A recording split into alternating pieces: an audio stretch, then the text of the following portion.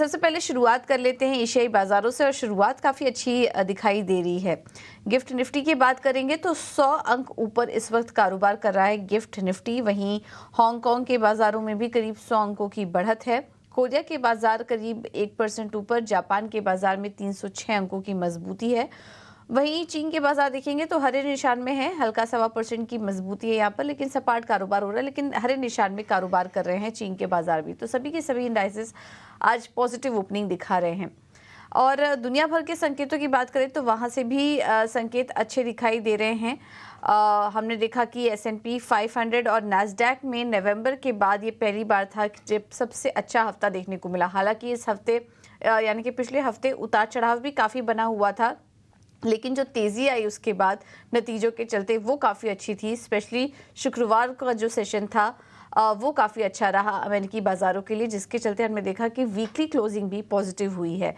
और इसकी वजह थी अल्फ़ाबेट के नंबर्स। अल्फ़ाबेट और माइक्रोसॉफ्ट के नंबर्स अनुमान से बेहतर नज़र आए और उसके बाद हमने देखा कि अल्फ़ाबेट के शेयर में करीब 10% की तेज़ी देखने को मिली, जो कि अगर जुलाई के बाद से बात करें, जुलाई 2015 के बाद से बात करें तो अल्फ़ाबेट के लिए सबसे अच्छा दिन था, सबसे बड़ी तेज़ी वहाँ पर देखने को मिली है। अगर पिछले पूरे हफ्ते देखेंगे तो S&P 500 2.7% और नैस्डैक में 4% तक की तेज़ी देखने को मिली लास्ट पूरा वीक। और इसकी वजह यही थी कि अल्फ़ाबेट के नंबर्स आए और उसके बाद माइक्रोसॉफ्ट के नंबर्स आए।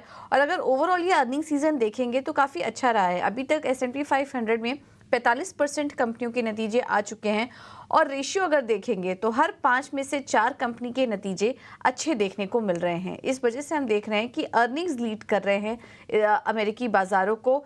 हमने ये भी देखा कि इस बीच कोर महंगाई के आंकड़े यानी कि पीसी, पर्सनल कंजम्पशन एक्सपेंडिचर, जिसको कि फेड काफ़ी क्लोजली वॉच करता है, अनुमान से हल्की बढ़त देखने को मिली। हालांकि कुल मिलाकर इंटरनल्स अगर देखेंगे तो अनुमान के मुताबिक ही थे। 2.8% की बढ़त वहाँ थी, 2.7% का अनुमान था, लेकिन इस बढ़त को भी बाजार ने ज़्यादा तवज्जो नहीं दी और पूरा का पूरा फोकस और जो लीड किया बाजार को वो अर्निंग्स ने किया इस बार। और इस वजह से हमने देखा कि टेक शेयरों में काफ़ी शानदार तेज़ी देखने को मिली। उसके चलते S&P 500 में भी तेज़ी थी। डाउ जोन्स, जिसमें कि ज़्यादा टेक शेयरों का वेटेज नहीं है, वहाँ पर इतनी बढ़त नहीं थी, लेकिन पॉजिटिव क्लोजिंग उधर भी देखने को मिली और करीब 153 अंक चढ़कर डाउ जोन्स में भी क्लोजिंग देखने को मिली। ये पूरा हफ्ता भी काफ़ी इंपॉर्टेंट होगा नतीजों के लिहाज से भी। और कल से 2 दिवसीय फेड की बैठक भी शुरू हो जाएगी, जिस पर कि दुनिया भर के बाजारों की नज़र रहेगी। देखना होगा कि फेड की कमेंट्री क्या कुछ निकल कर आती है, क्योंकि अब ये तो कहीं ना कहीं क्लियर कट हो चुका है CME फेड वॉच टूल के मुताबिक कि इस साल केवल एक बार ब्याज दरों में कटौती होगी, जिस तरीके के आंकड़े निकल कर आ रहे हैं। लेकिन इसके बाद कमेंट्री क्या आती है फेड की तरफ से, हाल फिलहाल आए GDP और महंगाई के आंकड़ों को लेकर फेड क्या कुछ कह रहा है, ये काफ़ी इंपॉर्टेंट होगा देखना, और वो आगे की बाजार की चाल को लीड करेगा। और इसके अलावा इस हफ्ते एप्पल, मैकडॉनल्ड्स, कोका कोला और अमेजॉन जैसी कंपनियों के भी नतीजे आएंगे, इस पर भी हमारी नजर रहेगी। कुल मिलाकर आज संकेत अच्छे मिल रहे हैं ग्लोबल मार्केट से। बॉन्ड मार्केट और गोल्ड और क्रूड भी अगर देखेंगे तो वो भी स्टेबल ही हैं।